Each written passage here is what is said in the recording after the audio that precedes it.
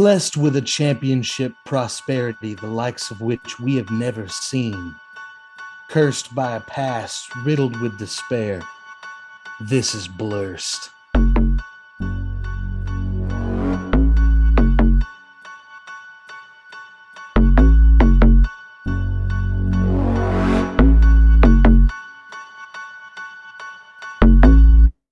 Start mine, and then I think we're rolling. I'll start off with the advertisement though.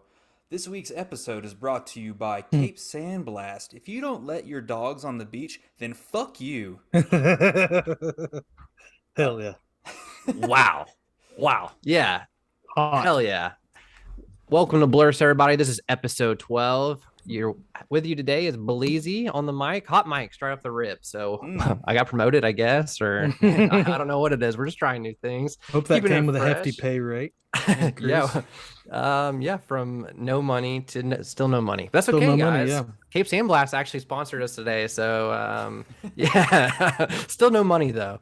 I'm joined as always with Hayden and Kai. How are you doing, guys? Doing pretty well, man.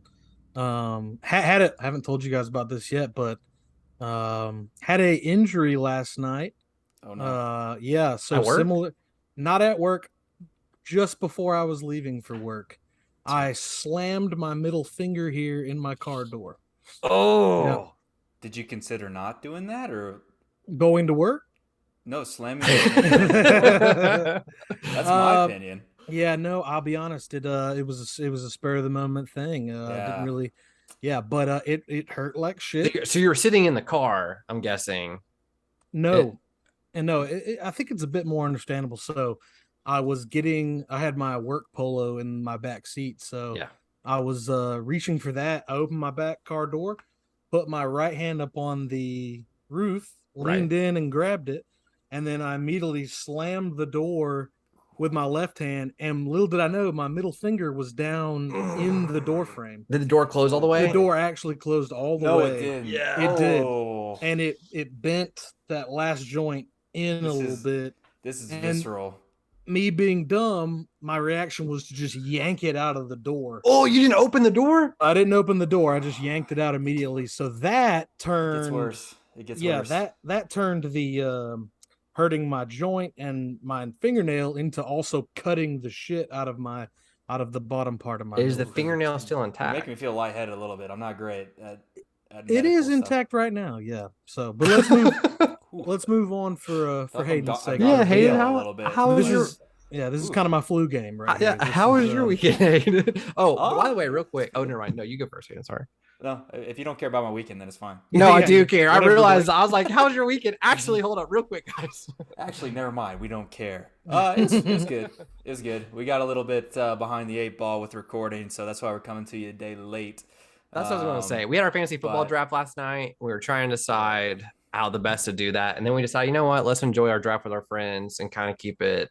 I enjoyed doing that last night. We got in a call with like 10 of our friends. Oh, We did yeah, it that's fun. virtually. It was pretty fun. So that's why we're coming to you a day late. You like those guys that we're playing Yeah. fantasy with? I guess. Part of the year, we're going to that part of the year where I Part like of the them all year. to make trades with me. Yeah. But yeah, no, it was I had a great Sunday night. I watched Zero Dark 30 this weekend. Oh. I enjoyed it. It was a pretty good movie. Oh, I'm a- fun fact. Real fun fact. Ooh. Not height. Well, it is actually partially height related. Aaron and I actually saw Zero Dark 30 together when we were in did. Athens. After the movie, we saw Mark Richt Yeah. walking into the theater with his wife to see Zero Dark 30. Yes. And he is quite tall, I'll say. Way bigger than so I thought. taller it than ties in. expected. It ties in. Yeah. Yeah. Oh, yeah. Another height and Georgia football related, went and saw a movie. Can't remember what movie it was. But who sat in front of me was Jacob Eason. While he Oh, was the speaking of quarterback for tall. UGA. Speaking of tall guys, yeah, he Mhm. sat right in front of me on his phone the entire time. He texted the entire time. It was, yeah, I was like, You dude, hate to hear it. why would you even pay to go see a movie if you're just going to be on your phone the whole time? Makes a lot more sense that he lost his position to Jake Fromm now. It does. He also, like, I don't know if this is a Washington State kind of thing, like more Pacific kind of thing, but he walked around campus with blue jeans and flip flops, which is like definitely not a Southern thing at all. So Yeah. it was very odd. But I'm not shaming anyone for doing that. If that's what you like, that's your style, go for it. I just would never personally do that. That's not style. Saw it several times. That's not style. I guess if you're the Georgia quarterback, you can kind of do what you want. Yeah. Um, And he wasn't that for very long. So true. And where's he at now, actually? I think he's in Somewhere in Indianapolis. Indianapolis? Still. Yeah. Is he still? Maybe second or third string. Honestly, he's going to learn a lot under Matt Ryan, so good for him, you know? Made a little longer than bit. Aaron Murray at this point. So. As this past week went by, sadly, what we've talked about, the Atlanta Dreams dream ended. They did not make it to playoffs. However, Ryan Howard was awarded Rookie of the Year. So that was kudos to Ryan Howard, and not Ryan Howard, but Ryan Howard. So they need to do a better job with that trophy, though. Did you guys see it? Did you see her winning? She won $5,000. Yes, that was the yes. That's it. That's it. I'll hold up. Oh my god! I wonder what I bet rookies would get like a bonus in baseball or any professional sport. It's like probably $1 million or something. Yes. Like that. Well, not only that, it's like the trophy thing. I bring that up because our fantasy football trophy, I shit you not, 10 times bigger than the WNBA Rookie of the Year trophy. Right, that thing was like this big. It was crazy.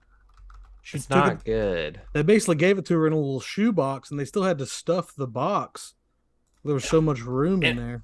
Also, it wasn't even close to when it comes to how much she wanted by. She got 53 votes of the 56 possible votes. Oh, wow. But yeah, here it is. She won in honor of being named 2022 Kia WNBA Rookie of the Year. Howard will receive $5,150 and a specially designed trophy by Tiffany and Company. Yeah, that's it. Dude, that's kind of wild. Little glass thing? Yes. Yeah. You can't tell me. Guys, this is like, for you listeners that aren't looking, this thing is maybe like 6 inches by 6 inches. Yeah. Yeah, they call them like it's a square. It's a square, like plastic glass looking stuff. It is. It's wild. This is worse than like a participation trophy for rec league. Oh yeah. I don't understand how the NBA can say they're actually trying to grow the WNBA. It just blows my mind. You have you're printing money. The NBA prints money and they don't want to invest in it. I get some people don't like watching it, but maybe people would like watching if you invested more into it. I mean, that's bizarre. I can't get over the trophy thing. No, Holy that shit. thing's wild. Yeah, that looks like something you would get at like you win best defensive player at summer camp or something. Yes, like that. 100%. I think I've won a bowling participation trophy bigger than that one. Yep. I know for a fact at my parents' house I have Little League baseball trophies larger than that. I'm not saying it's worth more than that, but yeah, participation. Exactly. Well, Ryan, if you're listening to this, we appreciate your efforts this year. We look forward to a long career. We look forward to playoffs next year. Yeah. Yeah. It's going to happen. There we go. It's going to happen.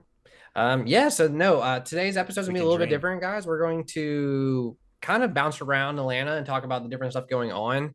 But there hasn't been too much super topical things that, I don't know, we've been diving into a lot of same stuff, but we're just going to jump around and then go into the post fantasy football draft discussion. We're going to talk about our draft. We're going to talk about things that we took away from it, but we also want to start a conversation with you, the listener. So if you, when you're listening, want to comment on the YouTube or tweet at us, just let us know how your draft went, who you got, and let us know what you struggled with or things that you thought were cool or unique in your draft. We'd love to hear it. Sleepers and we drafted a weekend earlier than most people draft, as there's still an additional week before the regular season starts. Right. So like this stuff may be very helpful for you in your league. Don't fall into the same issues that we may or may not have fallen into. Not talking about myself, definitely not. No. You'll have to listen longer to figure that out. But all right. Blake, but yeah, we'll start off with the Braves. So if you'll take us there, Hayden. Yes, sir. Yeah, so we went pace for pace with the Mets this week. So we didn't gain any ground. We're 3 games back still. So that's the good thing. Is it 3 or 2.5? I think we're at 3. It was 2.5 before we lost yesterday. So because they lost while we were still playing, that's right. And then when games. we lost, it went back to 3. That's 3. Sure. So I mean, yeah, we dropped 2 to the Cards there this weekend that were definitely winnable games. The back end of the bullpen really let us down. Which Saturday's game we walked in the winning run, so that's tough. That's just a tough visual. I honestly didn't watch much of the game. I tuned in at the end, and then you could kind of feel it coming the whole time. Yep, the whole time he was pitching. The strike zone. He hit Nolan Arenado, and like it just didn't feel like it was going to go our way. the hardest part about the series too is if you juxtapose it to the beginning of the season where we just couldn't score a run and like that's why we couldn't win. It's not that we're scoring runs. Hell, we're scoring runs late. Like we're keeping ourselves in the game. We put ourselves in a position to win the game. We're just not able to hold on to it. I know that the Cardinals have been hot recently, so we shouldn't discredit us losing, but it sucks to lose that way. Speaking of not discrediting anything, I do want to point out and give props to someone I've been harsh on, but that was Odorizzi's best start he's had in a Braves uniform. Oh, he looked for good. sure. Yep. But that's what Smith said after his last start. I think 2 starts ago, he gave up like 4 runs early, and then like he was able to go through a couple innings after a rain delay, I think, and then he was like, I kind of found something after that, and his last couple starts have improved. Yeah, for sure. So that's noticeable, and hopefully it continues. I think Ian Anderson put up a really bad line in AAA. He's still working on stuff, but he gave up like 7 runs or something like that. Yeah, Soroka's also kind of battling. Not horrible stats, but just battling still. I mean, honestly, the starting pitching though is not the stuff that worries me. Neither is the hitting. It's the back of the bullpen. And I don't know. On the radio this morning, I was listening to 19 on the Game, John and Hugh talking. They're probably one of my least favorite shows, not because maybe just because they're more older and I don't I can't see eye to eye on everything. But John Fricky, like anytime something happens, he loves making like it's the end of the world or something like that. So he's immediately calling for like Jansen to like not be our closer anymore. Like we should reassess. Dude, get this.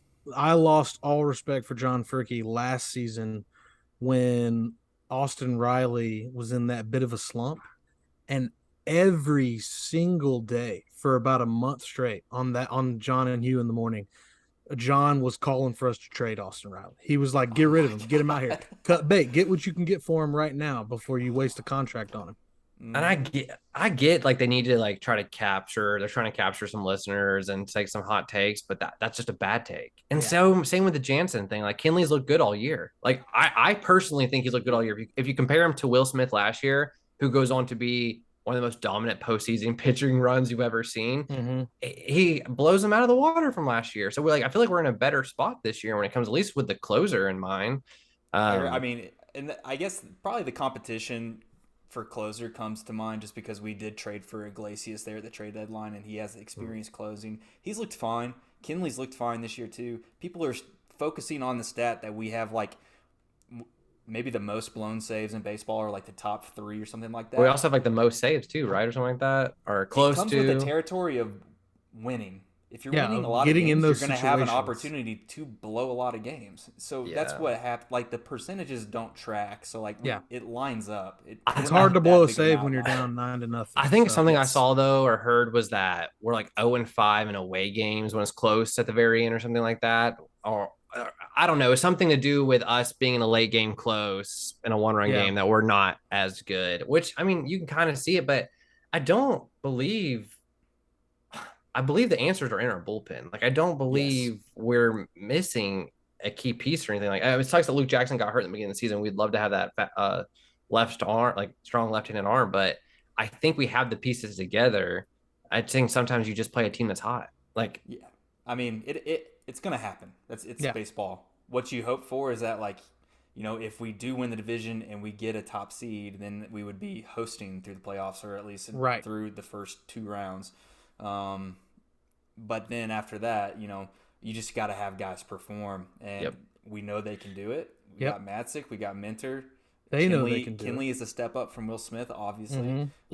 So we need someone to fill that Luke Jackson role, the dominant righty that he was in the postseason last year. But I'd say that's something to really look for as we move through the end of the season. Is we have to find those guys, that lineup of back end relievers that we're going to send out game after game in the playoffs to just close it down. Is it just me, or is like Snicker done something a little different this year where he's kind of changing the order more often? I feel like of who's going out. Like I feel like in years past we've had a 7, 8, 9. You know what I mean? Like this guy always goes out in the 7. This guy always goes on the 8. This guy always goes on the 9. I feel like it's been a lot more free flowing this year, and I think we have the talent to do that. But I don't know if does that mess with the pitchers, you think, or I mean, maybe from a mental standpoint, but like I really appreciate that approach, because to me, I don't if 7, 8, 9 hitters are coming up in the bottom of the ninth, and then like say it's a seventh inning, you're facing 3, 4, 5 hitters in a 1-run game. You'd rather Iglesias I'd go rather in. put my best guy against their Yep. best guys, and then have your second best guy close out the game. Yep. Right. If it's the biggest situation, you can feel it, and you need to be prepared for it. Yeah. So that's my opinion. I mean, I agree with that. I think we have the luxury to do that too. So, I get why Snickers trying to manage that way, and I don't disagree with it. Like I think we're all huge Snickers fans here, and I don't blame him for these losses. I think too I think it was Sunday, we had the 5 hardest hit balls all came from the Braves, and 3 of them were out. So like sometimes you're just unlucky too. Like you're just it's going to happen. Like I don't toss up the series loss as, oh no, the Braves are collapsing. I just think it was a tough series, and we played really well, and we got unlucky in 2 of the games, and that happens in baseball. You're going to lose close games sometimes. Cards are playing good baseball right now, so that's nothing to be ashamed of. But yeah, the main thing is the Mets were playing the Rockies, and we didn't lose ground. Yes. And then we are going to play, or we're playing the Rockies this week. Tuesday. And then we have a couple easy series coming up here, so hopefully we gain a little bit more ground this upcoming week. Yeah, no, the Rockies did exactly what we needed them to do. Now we got to take advantage of when we play them and hopefully win some more games. But I feel like the Braves did everything they're supposed to. It hurts when you know you can make up ground when you lose a game. But like you said, Mets lost 2, so you're no harm, no foul. We still control our own destiny in some way. We still play them 3 times. Yeah, there you go. Absolutely. That's enough. That's enough. That would be enough. But yeah, I think that's all we have to talk about. You guys ever listen to Hamilton? No, I can't say I have. What? I think I would Huge enjoy Lin-Manuel- it too. huge Listen to it on Lin-Manuel Spotify. Miranda guy. Like It's a musical, chronological right? Order. Yeah. Yes. I'm a huge musical guy, so I probably would enjoy it. Like that's how I started listening to it. Just listen to it on Spotify first. You get the whole story. That's how I got into The Greatest Showman. Same thing. Oh, Great Showman. God. Big trick. Guys, Hugh you're gonna Jackman love in it. that? I'm Oh my excited for you goodness. guys. All right, I'm I'll listen jealous. to it. I'm gonna put it on my list. It's like you guys first haven't time. read Harry Potter yet, or something. It's like playing Minecraft for the first time. Am I right? Oh, guys, I'm not a big Minecraft guy. Well, I just thought Hayden's analogy was enough, but yeah.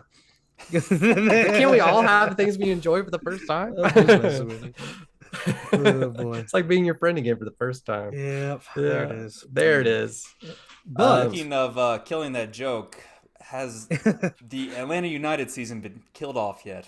you know what? No. They pulled themselves up It's out close. of the doldrums. It was very close. But in this one, it was talk about turning points and stuff. It was actually an encouraging thing to see because we did some very un-Atlanta United things. First off, as far as the game, regardless of Atlanta United winning or how they performed, it was a weird soccer game. So scoreless first half. Pretty boring, to be honest with you. Did you watch it, Blake? Yeah, I know. So the funny part is I watched the first half and then I quit watching. Because I just had something I had to go do. So. Right. Yeah, no. And I was able to catch the second half before our draft. And so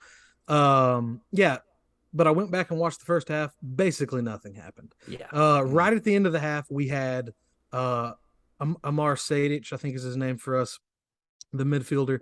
He had a really good attempt on goal, and Ochoa, their keeper, made a phenomenal save.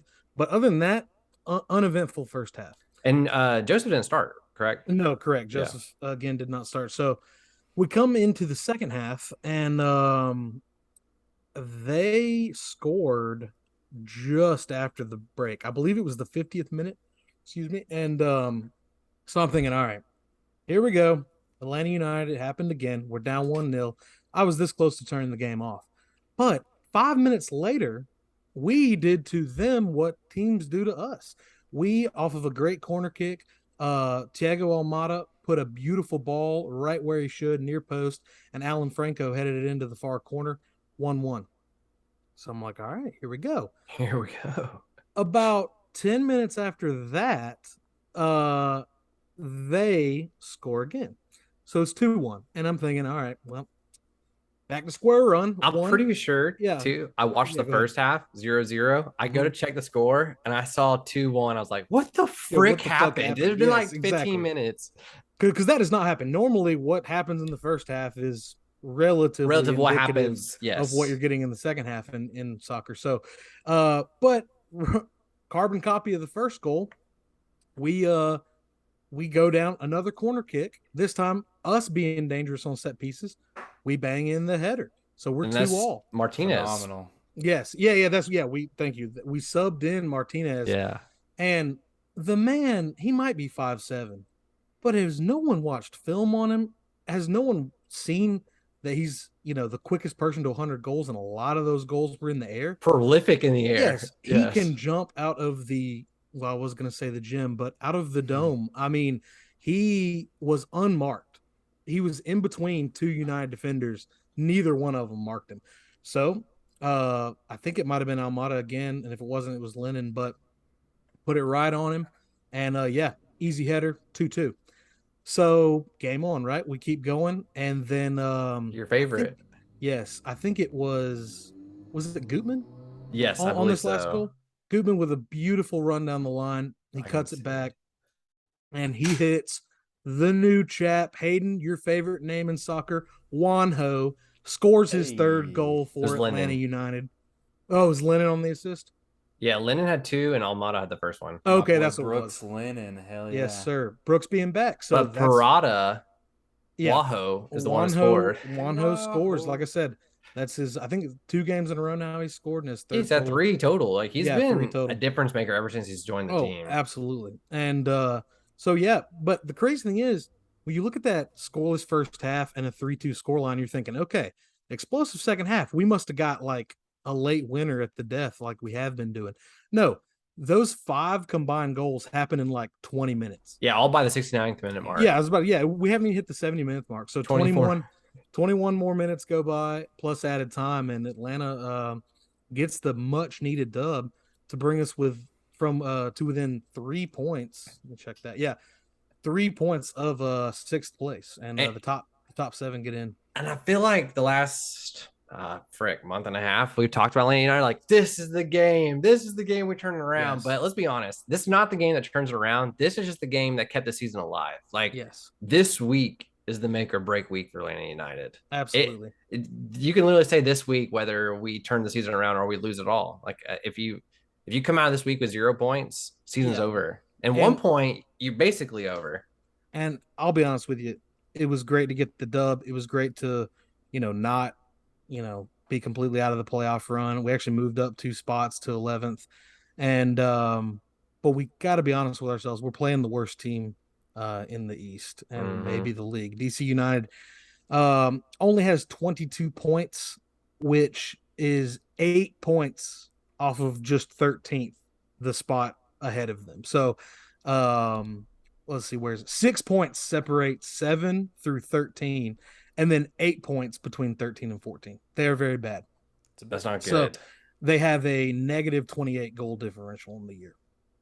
So so we should have beat them. And we're playing arguably one of the best team, if not the best team. No, the best team in the East for sure, if not the best team in the entire MLS, in the Philadelphia Union. And the reason they're so impressive is they don't have the flashy big names like we do. And LAFC, they don't get Gareth Bales and Diego Almadas. They are the most well-coached team in the entire league. And if you go watch them, you can't reach any other conclusion than that.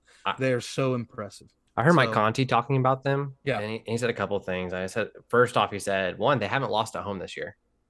They've won every game or tied. Wow. They haven't lost at home this year, and we're playing them at home. So you have to steal a point. You got to try.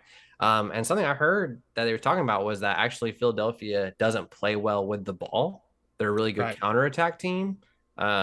So something that maybe we should see Pineda try this week is actually parking the bus, kind of doing like a 5-4, like a really defensive, forcing them onto us, forcing them to play into us, right, and play less of the possession game and try to counterattack them. Exactly. Yes. So we'll see if Gonzalez tries something creative against them, because that's the problem. You can't. It's insanity to expect to try to do the same things we've been doing and expect to beat a team like this. You have to try something different. And speaking of trying something different, even though he did have a decent save at the end of the game and we were up 3-2 to preserve the win, Rocco Rios Novo, I mean, he's not the guy. He's just I respect them sticking with him, but at some point we got to try something else. And I mean, Do you think the other guy's just not good either? Like he no, has to he be bad in is practice, good. right? No, the thing is, Gonzalo, and it's another thing that's upset me about Gonzalo Pineda. He has come out and said, Coutinho is a really good keeper. Like I said, he's been capped with the Mexican national team. The guy's good, and Gonzalo Pineda has said since he's been here that we're sticking with Rocco because he's better with his feet, and that's how we like to play. We like to play out of the back, and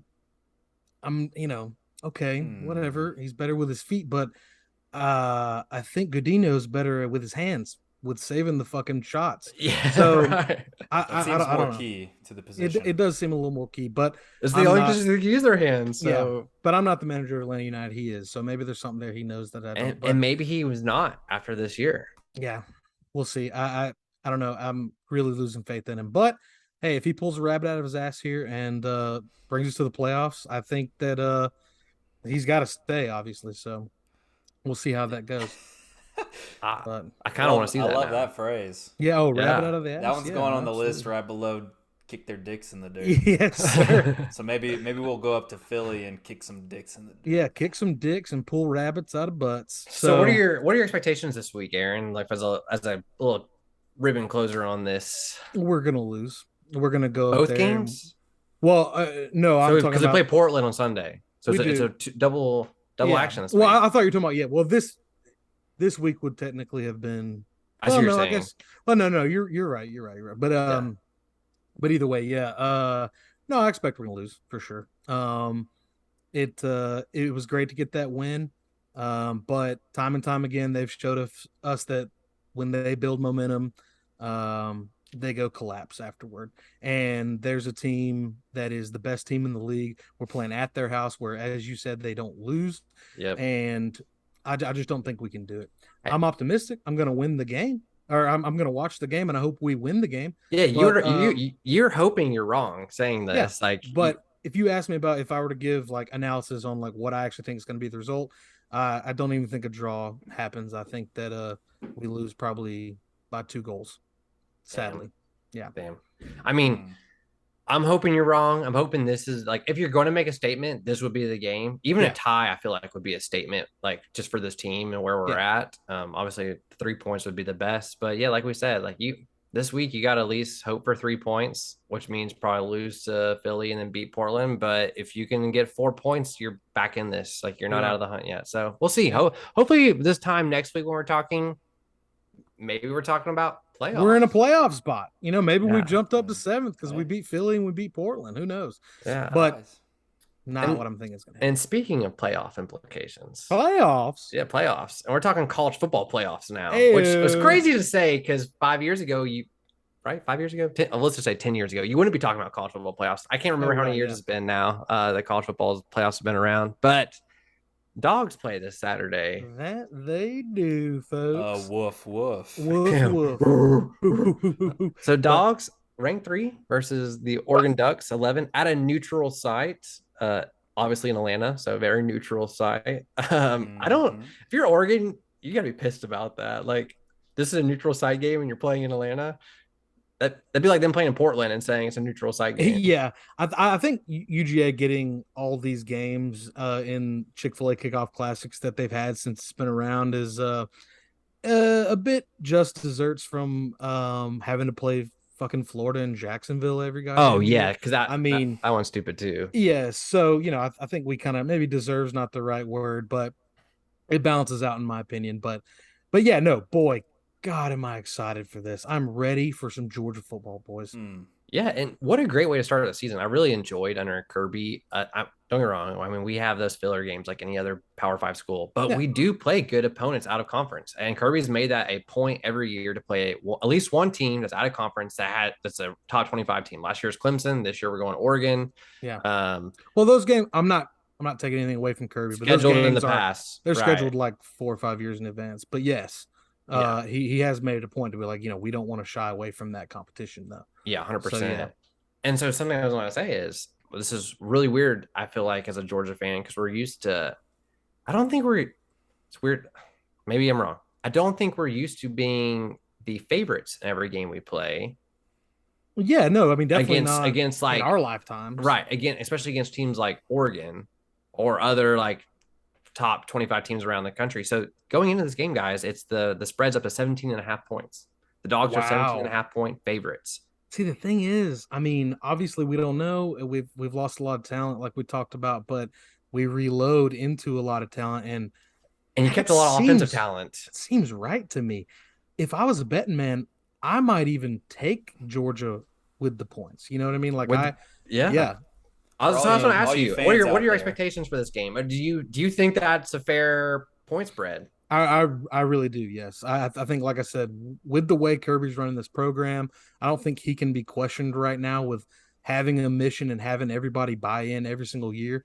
Coming off a championship, that buy in shouldn't be higher than now. Yeah. But I also think if you go watch film, or not film, but like the productions, the clips from practices, be it in the summer or here in the training camp leading up to the season opener. Kirby is as I mean he doesn't talk about being defending champs. He doesn't talk about, that we are the big dogs now. Mm-hmm. He's talking about you guys haven't earned shit. Yeah. You guys didn't win a national championship. That was last year's team. Those guys are in the NFL now. And so, we guys, we have something to prove. And I think that is sadly very unmarked Rick. And I think it is very, indicative of how he likes to run the program. So that 18-point spread plus the talent we're reloading with, I think it's right on. Why do you hate him? Well, I gotta say, I mean, I hope everybody expects us to cover that spread, which is 8.75 safeties. So, guys, that's pretty significant.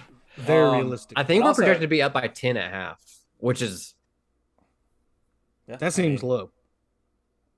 I would say probably half of the spread is what we're expected to be up at halftime, but either way. Yeah. So to Aaron's point about Kirby like keeping an edge on the team, that's something he saw time and time again as the offensive coordinator at Alabama. Defensive coordinator, but yeah. Defense. Yeah. Yes. Yeah. My apologies. But yes. But yeah, he learned from the he master. learned that right? from the best. Yeah. Yeah. So right off the tree. I think you have to expect because Nick Saban's the exact same way.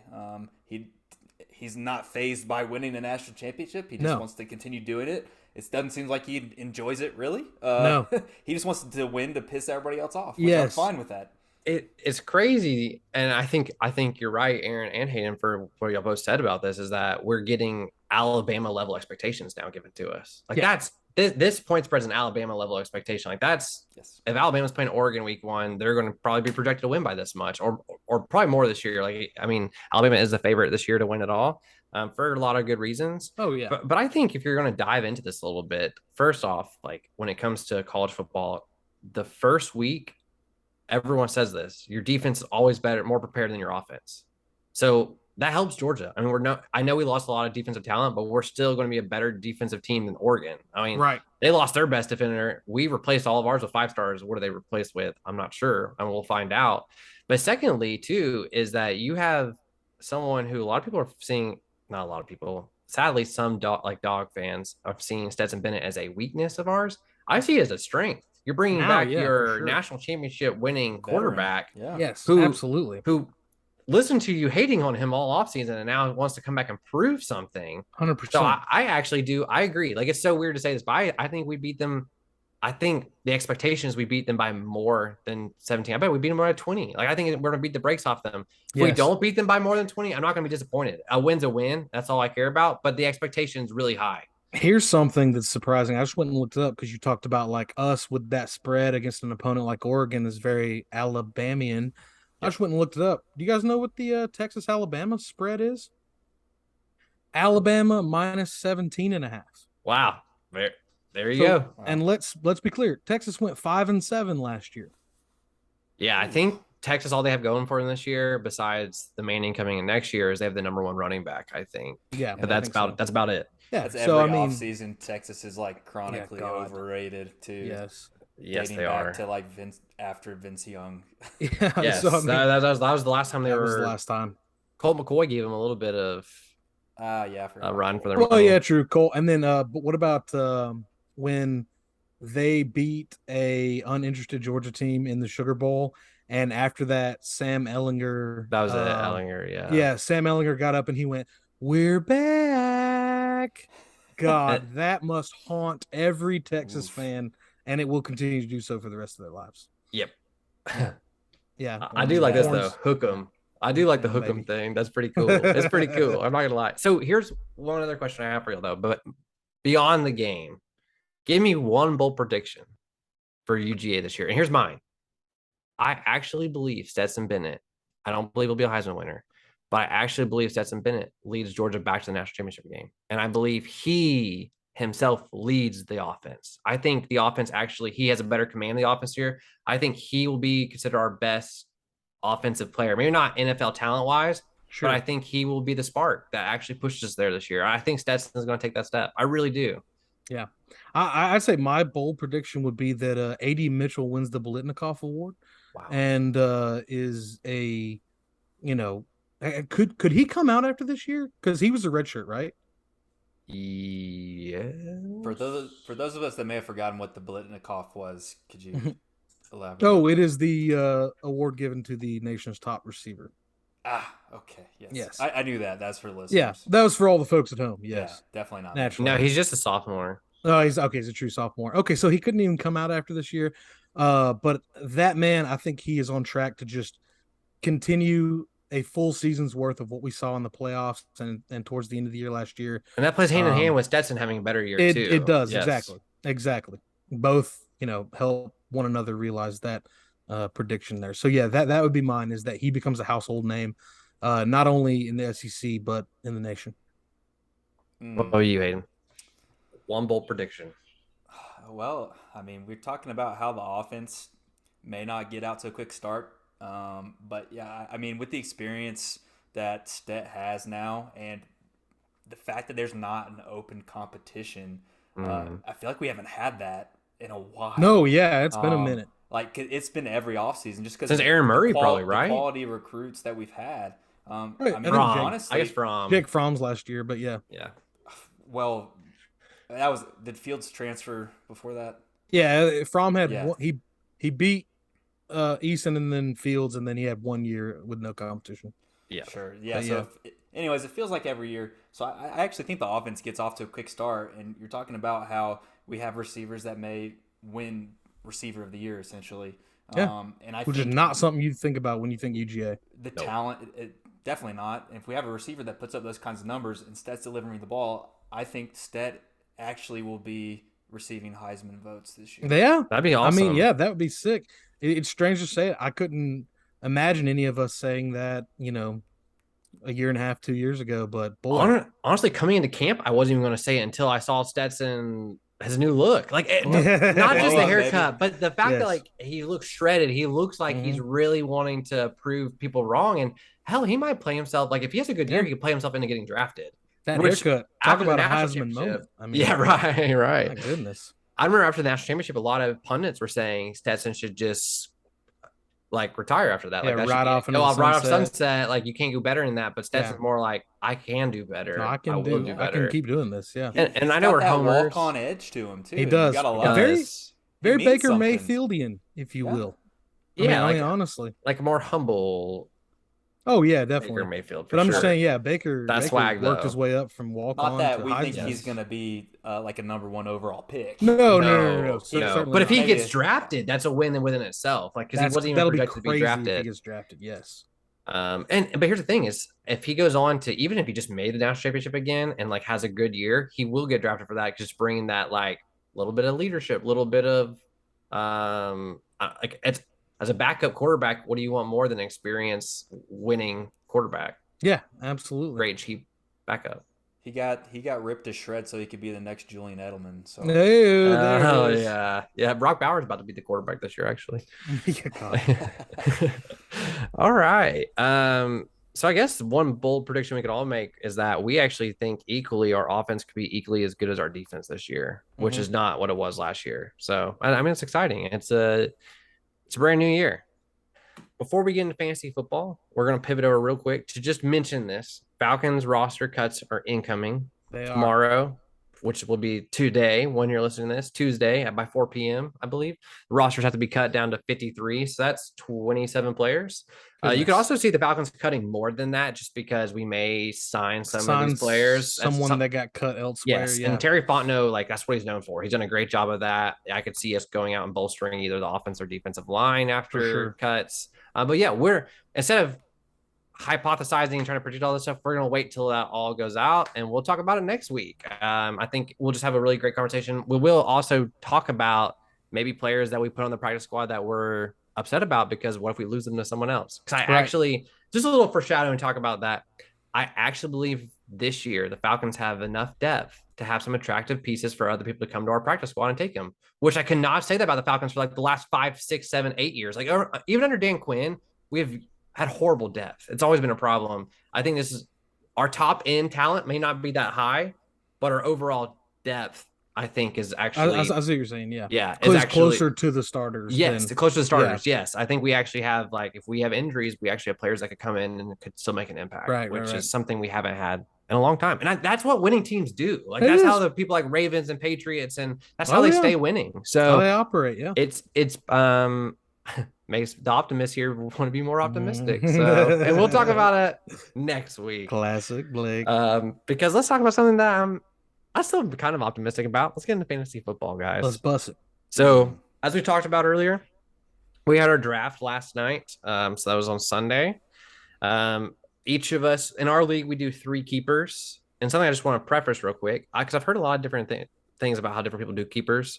So I've heard people do keepers based on wherever you took that person in the draft, you add three rounds to it. Right. So if you took someone in the 9th, it's now your 6th pick for that year. So if you just try to keep a player, you lose your 6th pick. Exactly. Yeah. We do it differently. We just let everyone keep 3 players. They have to be drafted after the 3rd round, so 4th and later, and you can only keep them for 1 year. So instead of, because a lot of times those trading pick things, like say last year you drafted, say you just picked up Eli Mitchell as just a pickup and you kept him. And so you didn't even draft him. He's a pickup, a free agency. You would lose your, I think, 12th pick if you have 15 picks, or your 13th pick that year. But you can keep him up to 3 years. Every year to only go up 1. So it's kind of an interesting take on it. I think something we can maybe talk about in our league is doing something like that, because I think right now keepers seem really strong in our league, just based on that there's no give and take. Don't say. Yeah. As a co-commissioner, the reason that we or maybe former co-commissioner. No. You're a co-commissioner. Exhausted. The reason that we ended up with the 3rd round or 4th round or later to be kept was because we were lazy and we didn't want to have to track each individual keeper and like what year it was. And like different spots in the draft. Like who knows how to even do that like on the app or whatever. So. No, I think it's fine what we do. I like what we do better, but I agree that it would be, I like what we do too. More difficult. It would just add another element. And I think that's something we've done with our league every year is we've changed something to keep it fresh. And it's always add. And like, I'm not saying we change this or make this change right now. I'm just saying it could be something we talk about coming into this next year. Yeah. But the reason I bring that up is because, Aaron, I want to start with you. You had the 2nd pick in the draft. Mm-hmm. You had arguably the best keepers, and Jamar Chase, Mark Andrews, and Mike Gesicki. I'll be honest, he's obviously the least talented of the 3 keepers you have. For sure. And stuff coming out of camp's not the best about him because they really want a tight end that can block for their system. But I still think he's going to have a fine year. But yeah, with Mark Andrews and Jamar Chase, we are a tight end premium league. You have 1 first-round keeper, and you basically have almost 2. Mark Andrews was probably gone in the 2nd this year in our draft. Yeah. So you basically had 4 picks in the 1st round. Tell us about that. What do you think? Yeah. Well, I mean, it gave me a lot of leeway to just go for needs, and I think it also helped me in the later rounds.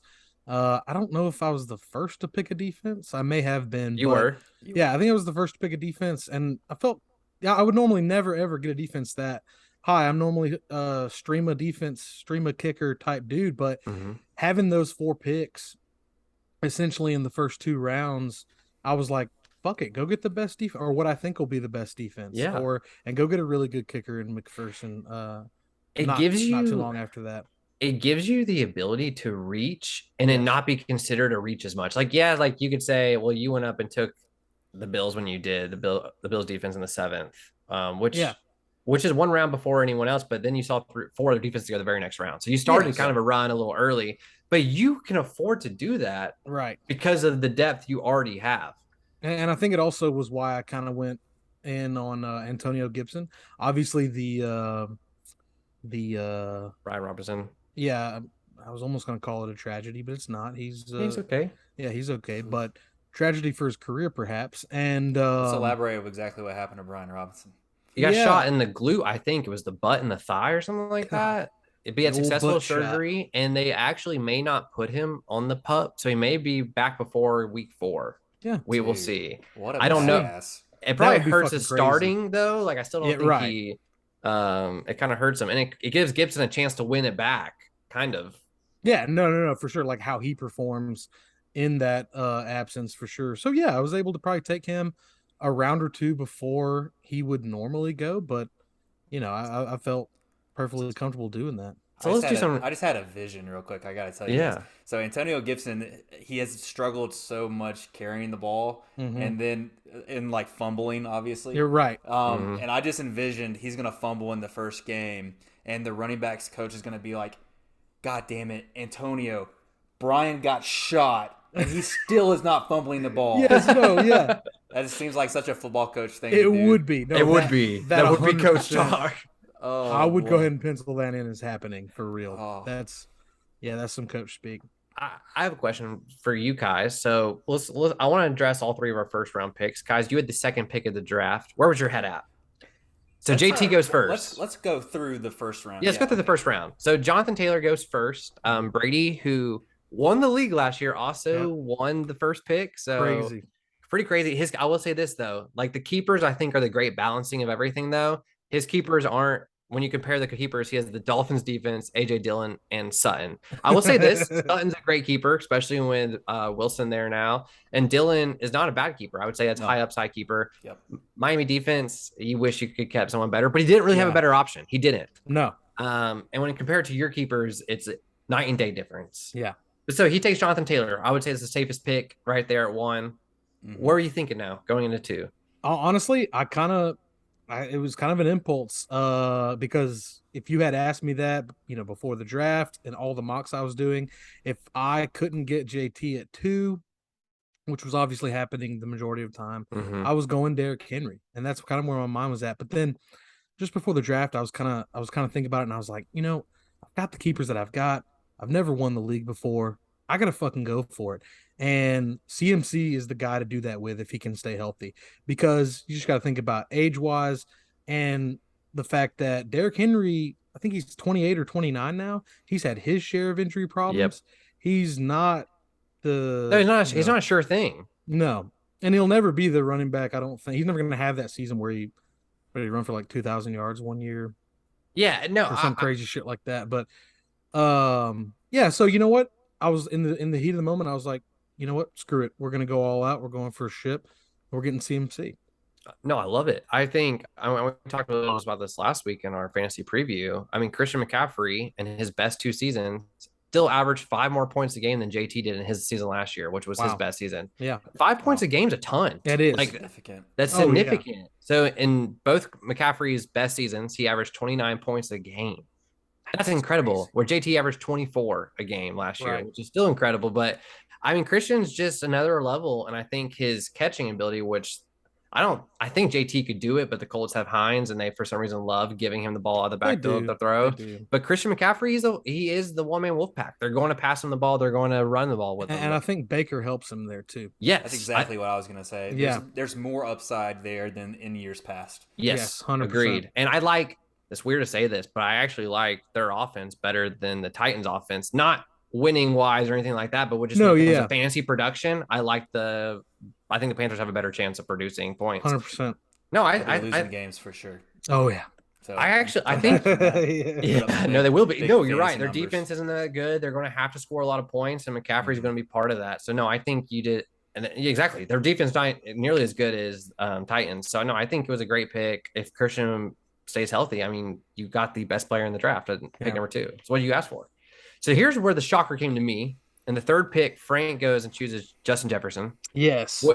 Which he said he didn't realize it'd be available, but he was always going to be available. I don't hate this pick. I do think Jefferson has the potential to be the number one receiver this year and could finish that.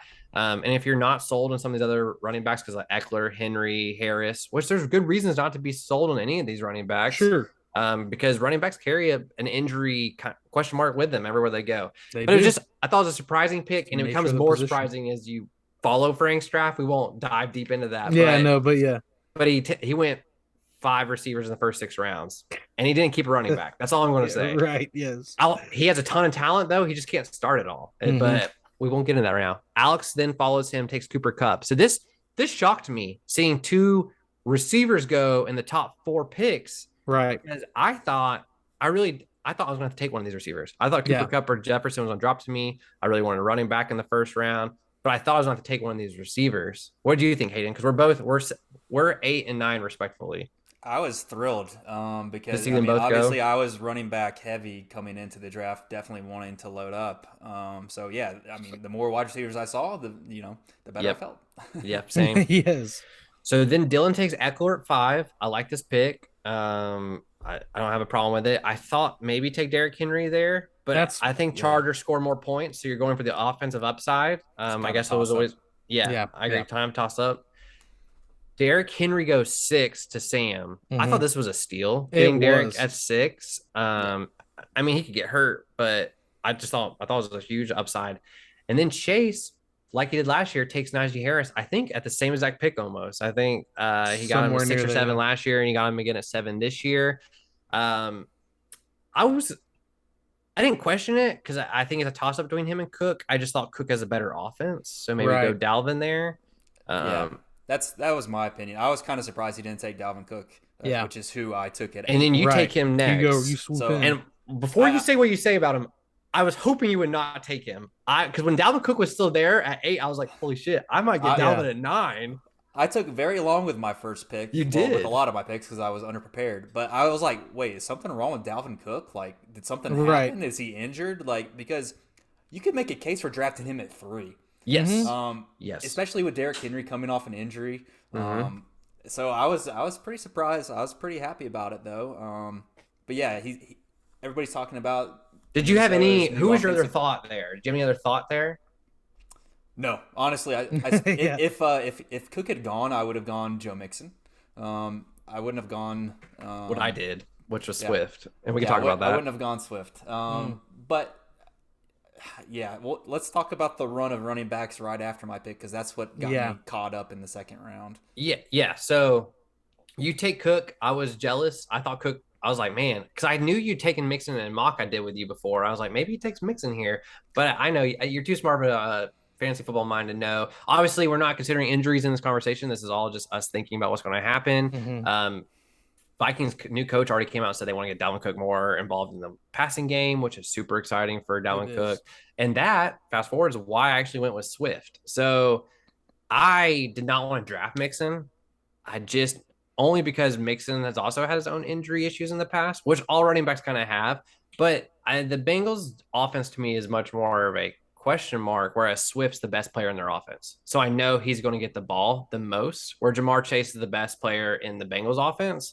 So that was my only logic to where, like, why I want to go Swift. Swift also gets involved way more in the passing game than Mixon does. And Swift and his coach both came out this year and said his expectations for himself are 1,000 yards receiving, 1,000 yards rushing.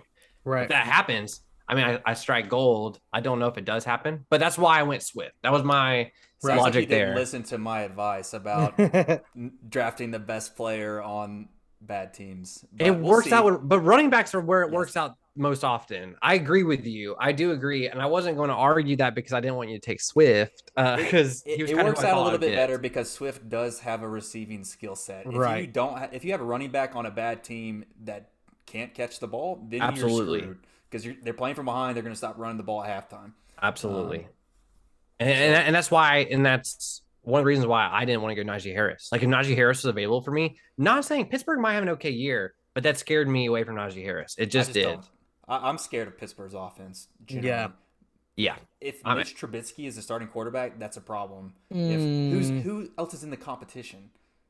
To Pickett? Kenny Pickett. Yeah, Kenny Pickett. The rookie. Yeah, I mean, Yeah. yeah. So I'm not trusting that. I mean, No. Well, I definitely asked. not. We've all seen what Mitch does. Mhm. You can't trust that. So I asked Rick about this because he drafted Claypool in the 7th, and he kept Deontay Johnson. So that's their two of their top receivers besides George Pickens, who Sam I thought kind of reached on him, but Sam took Yeah. him in the 7th. So they went in the same round. Claypool went after Pickens, and Okay. Claypool got moved to the slot, which I think will be better for him. But point is, Yeah. I asked him about that. He said he kind of hopes that Pickett wins the thing, but he agreed that Trubisky is the safer option fantasy wise. I think Trubisky has proven that he can lead an offense. Yeah. Led the Bears to the Yeah, playoffs. he can lead an offense. I don't think he's going to make any of them spectacular though. So like I'm feel the same way, and I didn't want to have that quarterback question mark going into the season. I just not for my number one pick. All right. So as we finish the first round, 10th pick goes Mixon, 11th pick goes Kamara, which I kind of thought Levi might take a wide receiver there because Diggs was still available, and you also still had Devontae Adams. But you Right. see a running back heavy, and Levi kind of did what I was hoping to do. And Hayden, you probably tell me this too. Gray goes Diggs for the 12th pick and then takes Chubb on the turn. And then you see Barkley and Aaron Jones go back to back. And I was actually hoping to get Aaron Jones. I really like all the mock drafts I did. So timeout. This year, y'all could be proud of me. I hope it translated to the draft. I feel like I had one of my best drafts I've ever had because for once, instead of like just targeting players I thought would be good and that I wanted, without doing any research of when they actually go in the draft. This year I mocked a shit ton to see like when do players go? Right. What position in the snake do they actually start going a lot? Where would I be reaching? Where would I not be reaching to get certain players? I try to be better about that this year. And I actually had, instead of a player going for, I had an archetype I was going for, which I told y'all that last week. I was looking for an archetype in each one of these picks of someone who could do a certain thing. And so one of the things I was really hoping for was getting that double back-to-back running backs because it sets up my draft a lot easier than if I had to go running back, wide receiver. Right. I wasn't scared to take Barkley. How'd y'all feel about Barkley? In the second. He's one of those guys that I've been afraid of for a while now. I mean, he just doesn't have the upside to me that someone, with the I guess what I'm trying to say is, yes, CMC and Derrick Henry and Eckler are all injury prone, but their upside compared to Saquon Barkley's, at least what we've seen from Saquon, is just besides his first year. Yeah, that's what I'm saying. Yeah, that was it. And then it's very boom bust for a second round pick, especially if you didn't keep a running back. So I was in that situation. So I mean, if Saquon had gotten to me, if any of these running backs had got to me, I would have taken them, obviously. But so wasn't to be. Aaron Jones was the one I wanted because they lost their best receiver, and what I'm trying to say, Rodgers loves throwing into the running back, and I was like, wow, Aaron. I know Dylan's there, and Dylan's going to take some goal line carries, but Aaron Jones is going to be a beast in that offense still. And I was really hoping he'd follow to me. He didn't, so I took Devontae Adams, which I thought I just took the best receiver available. That's what I was going for. I'm going to take best receiver available. Part of me wanted to go CeeDee Lamb for that stack with Dak Prescott. I'm not sold on Dak on the year. I may try to move him eventually. I hope he has a good year because he's my quarterback, but it's kind of was my logic. But Devontae Adams, I was just like, you know what? He's the best receiver available. That's what I'm taking. And we're not going to keep going through the whole draft like this, but I do want to ask you, Hayden, because you're right after that. You go Josh Allen here. What were you thinking? I felt like I was in a really bad spot as far as where I drafted. I really wanted to go plus your keepers. Back. Yes. Yeah. I did not have a solid running back to keep. I think I could have kept Rashad Penny, but that's kind of a question mark too in Seattle. So honestly, it didn't help that I was a little underprepared.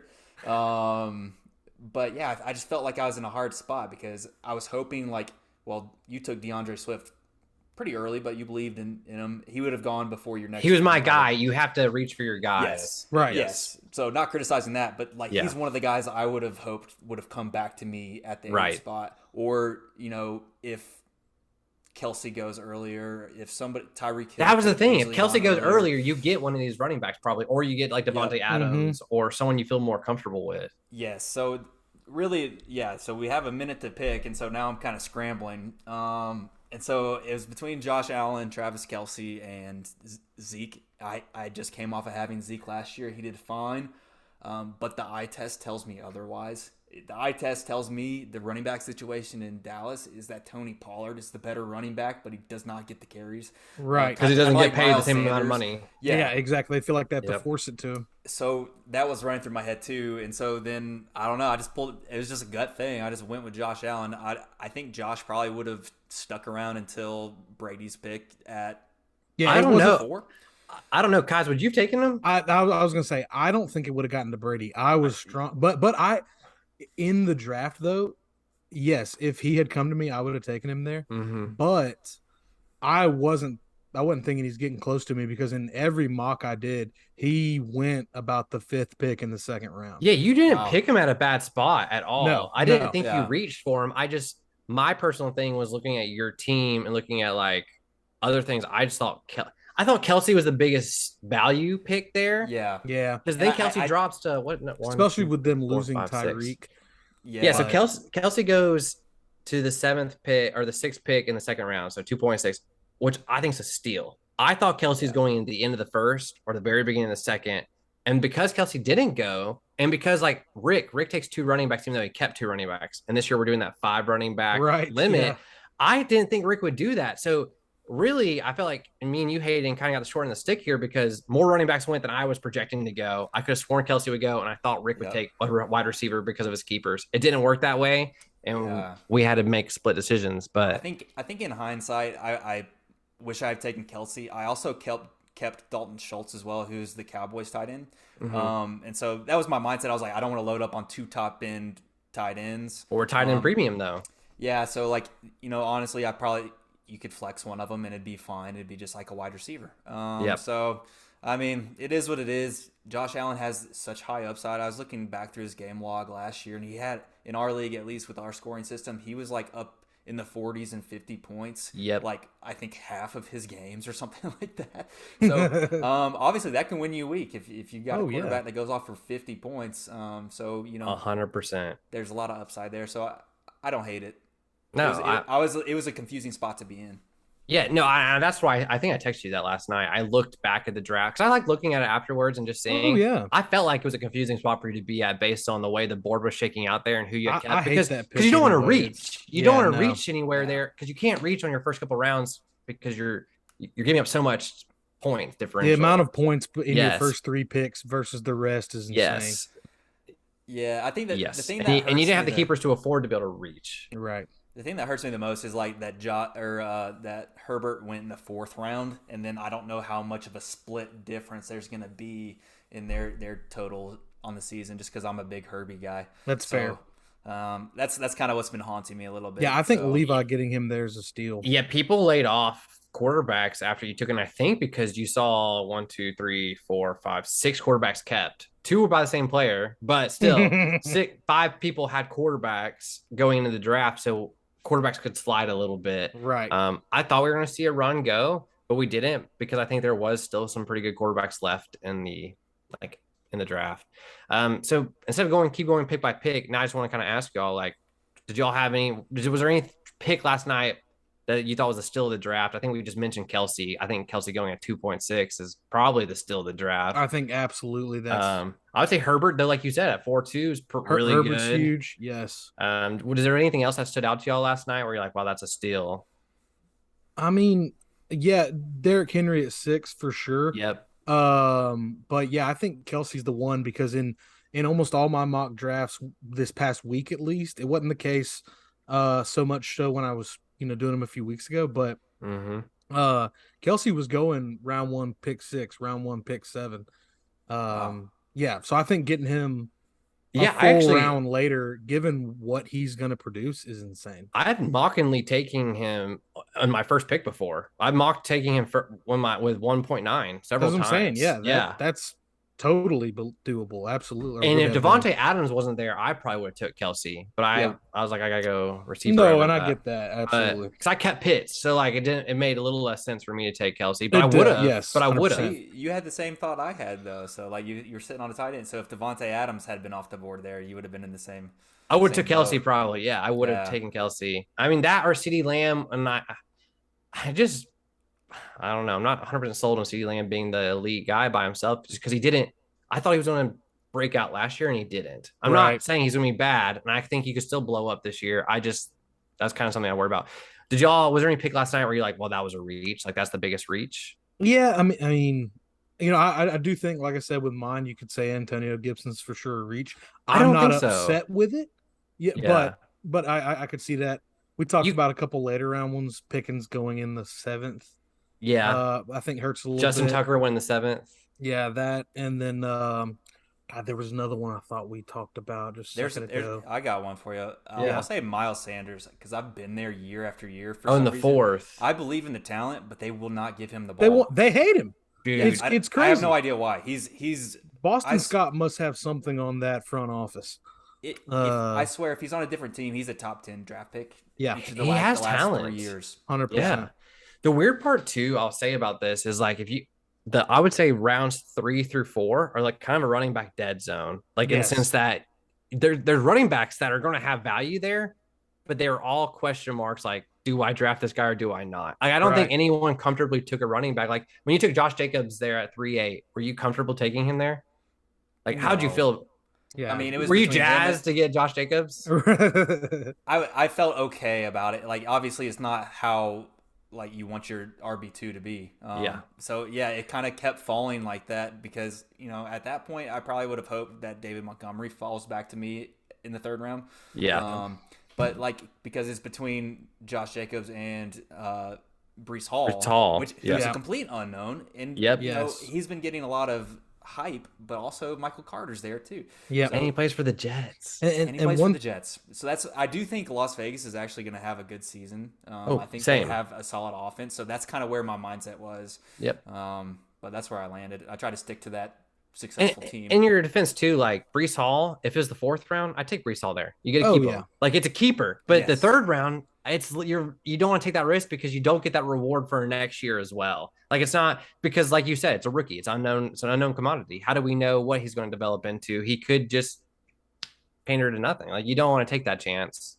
And maybe this is a question for y'all. What was your least favorite pick you made all night? Like you're like, oh God, like why'd I like this was my big. And what was your favorite pick? I want to hear both. If you have them for our teams. Yeah, for your teams. Yeah. Okay. Or it could be for anybody's team if you have that as well. I would say for me personally, my least favorite pick, and not that it was bad, not that I'm like disappointed with it per se, but based off what I was expecting from a lot of the mocks, is having to wait those 20 picks or whatever from pick 2. Just seeing all your guys go. Yeah, that running back run that happened that I was not expecting. And the run was from 5, just so you know, 1-5 to 111. And then 2-1 to 2-3. So that's 1, 2, 3, 4, 5, 6, 7, 8, 9, 10 backs. Yeah. I did not want David Montgomery where I took him. You were hoping for Elliott, probably, right? I was hoping for Elliott. I was hoping for maybe Cam Akers or someone more of that. You could have got Akers though. Or wait, was it? So that's the pick he regrets. Yeah. Well, there it is. We just found it. But yeah, no, I guess. But you might have felt like you were reaching for Akers there. It's so hard. Yeah. And so I took Montgomery, but I think he falls exactly into what Hayden was saying just a second ago of an unquestioned starter, not someone who's going to have to split carries, but on a bad team. Yep. And I'm not saying he can't catch the ball in the backfield, but he's no CMC. Right. He's no DeAndre Swift. But he's reliable, which is kind of what you wanted. Reliable, and I'm not going to have to worry about people stealing carries for him too much. But yeah, if they're down by 21 at the half, I don't think David Montgomery is going to, and maybe he only has like 8 points at the half. I don't think David Montgomery is going to have a great day for me at that point. You know what I mean? So that would probably be my biggest regret. But been there. Yes. So, but the thing I think I'm the most excited about though is just, I don't know. It's probably going to be, I mean, this is a cop out, but just CMC. I've never had him before. That's not a cop out. I've never had him before. I've never had anybody like that before. So yeah, I'm hoping it pans out. Yeah, I had him once. Christian Mingle was the name of my team. I remember that team. Yeah, I did. I had him before. I think it was one of his first years. So yeah, no, he's a good player. And I want to say compliment this too. I thought your Mr. Irrelevant for you, your Russell Gage pick was great. Yes, Like, I really enjoyed getting him there. I feel like he's great value. I know they got Julio, and I know it's a loaded wide receiver room. It is. But Russell Gage is reliable. He stays healthy, and he's always a great outlet for a quarterback. I just thought it was a great. I mean, think about it. Last year with the Falcons, he was putting up 13, 14 points a game. He was a solid flex. And he was our best receiver. He had to be the best. So he's again targeted by the best cornerback. Yeah. But he showed he could do it. So I thought it was a great pick at the end. Sweet. I appreciate that. What about you guys? Yeah, Hayden. Okay, I'll go. Well, we've already talked about the Josh Allen pick, so obviously there's a little bit of regret there. I'll say another one that I'm still unsure about. It could check out either way. I take CP in the 6th round. I thought it was good value, dude. I think that's good value. I think so too, and like I try not to. I don't like taking handcuff running backs often because I want the upside potential of having running backs on different teams that are good. But if there's one you're gonna get, so I was able to secure Alexander Madison behind Dalvin Cook a round later. But the thing that's kind of lingering in my head is if I had taken Rashad Penny the round after Kenneth Walker, then I would have locked up that backfield. The thing that kind of held me back was just knowing that they're not going to be a good team anyways. So I did take Kenneth Walker. You took the guy with the higher upside. He's a rookie. He had COVID recently, so he's going to be immune for the season. You can keep him. He's immunized, and he can be kept. So that's kind of where I landed. But that's kind of the one pick I'm kind of thinking of the most. As far as what I'm most excited about from the team, really is, and people don't think this when they see my team either. I'm excited about my wide receiver depth. Yes. I kept Amon-Ra St. Brown and Elijah Moore, who are both receivers on bad teams that were pretty solid at different points last season. St. Brown was a league winner in many leagues last year. And Elijah Moore, people forget like how good of a season he had before he got injured.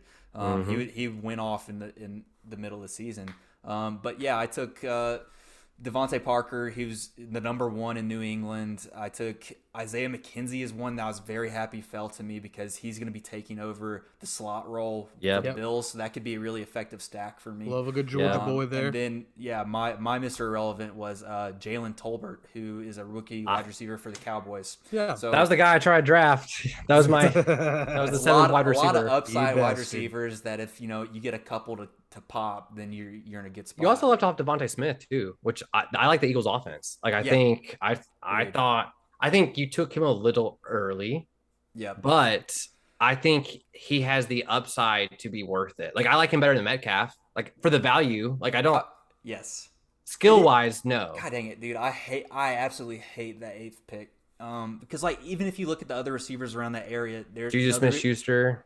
Yeah, Juju, Brandon Ayuk, Hopkins went after that. Well, you missed out on the 3, like Brandon Cooks, Cooper, and Robinson were probably the 3 that are just the step above, and you had to then make the choice between Smith, Metcalf.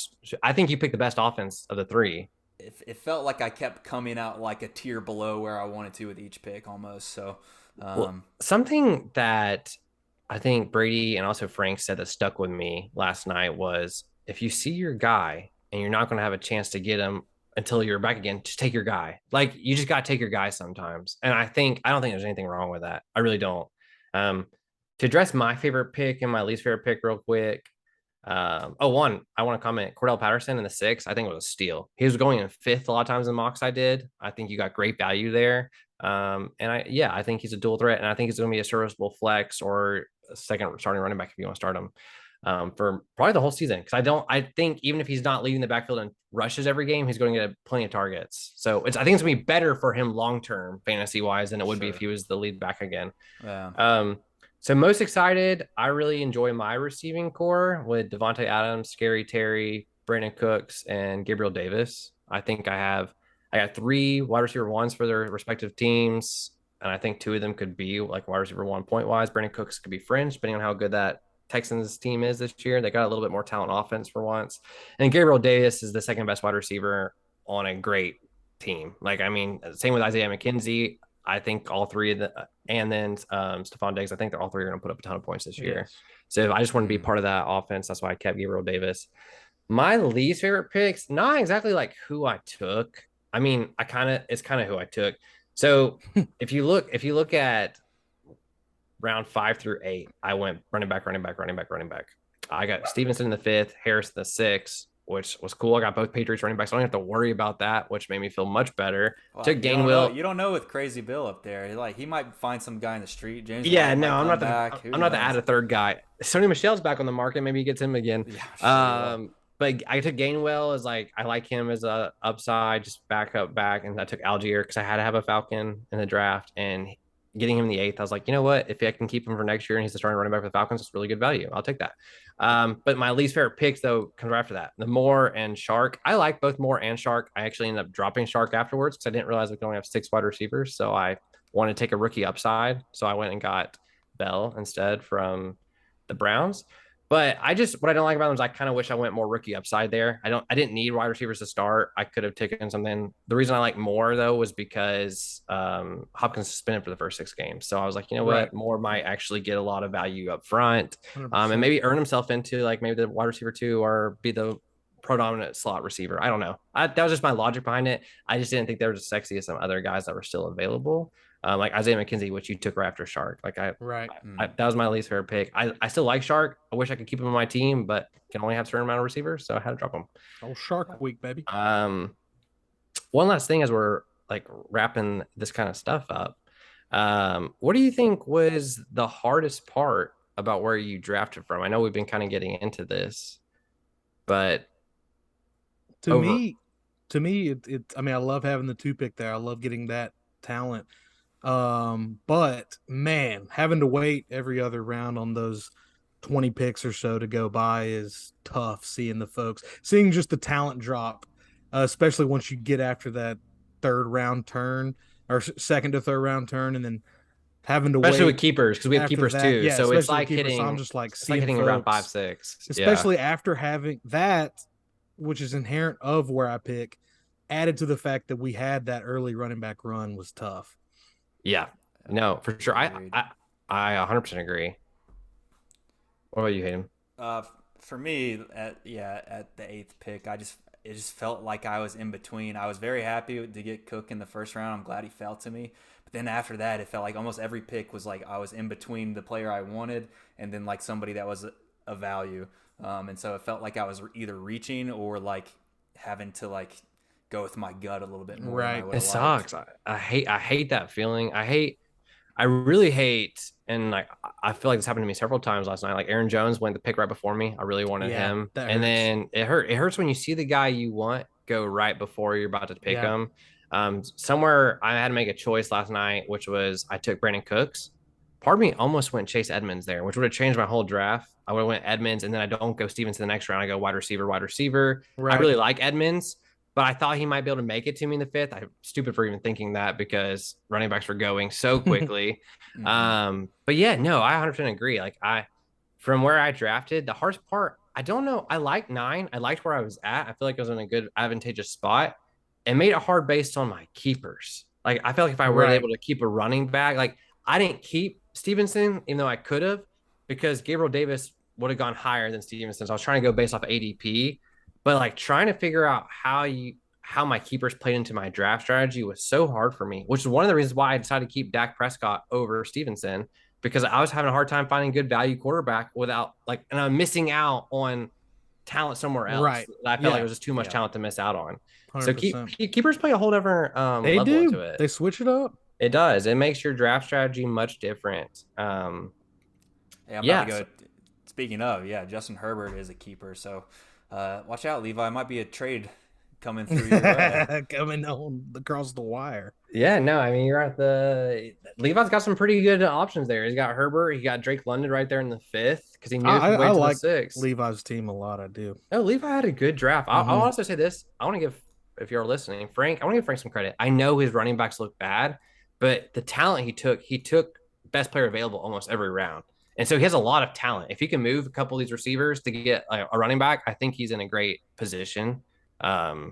Personally, I like his team. I think it's in a good spot. But I think I think some of the question marks will be like Brady and Sam and a couple of the other people that took running backs in this 3 to 5 range, where it's just like, are these running backs going to pan out? Yes or no? Like I'm talking about the Makers, the Dobbins, the Edwards, the Sanders, even the Gibsons. Like, are these guys going to pan out? Will they be worth where I took them? Because the thing was, there's a lot of receiving talent in those same rounds. So I was just trying to find talent when you could get it, when you couldn't. And then once you make a decision, making sure your draft just fit where you're going with it. Absolutely. So. Yeah. But yeah, that's about all I got for the fantasy. Anything else y'all want to add, guys? No, I mean, I think, like I said, I think we're all excited about our teams. I'm just ready to get this season started, baby. Football's back. Yeah, it's back, baby. I will say, maybe we can all agree on this. The most questionable pick of the night, though, had to be Gray taking Pat Mahomes in the third round. Especially that he kept Joe Burrow. That's Did he forget? We also forgot if he would have just waited around, he could have kept Pat Mahomes. It's the double of that. It's like, you might forget that, even if you forgot you took Joe Burrow, you got the double pick there. Take him in the fourth. I'll be honest. I think Gray's not as high on Joe Burrow probably as he was coming into the season, which I get. There's a lot of naysayers about Joe Burrow going into the season saying he can't replicate what he did last year. Maybe he can't. Who knows? We'll see. And I get that. And I don't mind. Certainly better. Yeah, and I don't mind him taking Pat Mahomes. It was the fact that he took Pat Mahomes right with Joe Burrow, just a bad look. And then he also takes him 3-12 instead of 4-1. So now he can't keep him. And instead, he can keep Robinson if he wants, but Robinson's a 29-year-old receiver. Do you want to keep him? It's a tough look. It's a tough look. But hey, he did us all a favor, though. Pat can't be kept for anyone next year. Yes, so we love that. We love to see it. But all right. Well, everybody, good luck with your fantasy drafts this week. Yeah, good luck. Let us know if we were helpful or if we were just rambling. Or if you agree or disagree or or if we're dumb, we're saying dumb stuff. Help us out. Like we would love to learn. We're trying to win our league. So but yeah, like always, we appreciate you. Shout out to Oh No for making our music. I'm gonna try to take Hayden's little part here. Shout out to Jess and Kinsey for all the work they've done for us. Shout out to you guys, the listeners, for coming back each week listening to us. We really appreciate the 20 or 30 of you out there. Let's try to double those numbers. So share it with your friends. Help us out. Numbies. But yeah, we do it for you guys.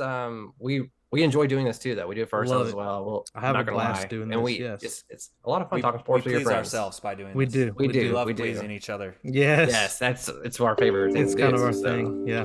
But anyways, like always, guys, this is Blake, Aaron, and Hayden casting off.